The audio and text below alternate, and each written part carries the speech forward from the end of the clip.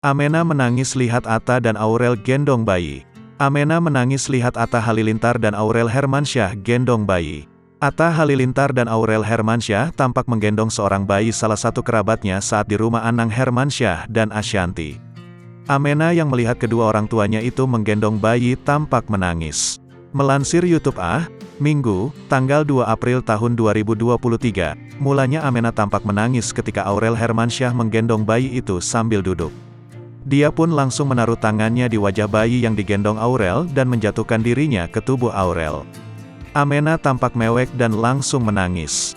Aurel tampak tersenyum lebar melihat respons sang anak ketika ia menggendong bayi. "Nggak boleh, gimana mau punya adek," ujar Aurel tertawa kecil. Sambil merengek, Amena menarik baju gamis Atta Halilintar yang membuat Atta tak tega. Alhasil Atta memberikan bayi itu kepada kerabatnya dan berganti menggendong Amena yang sudah menangis.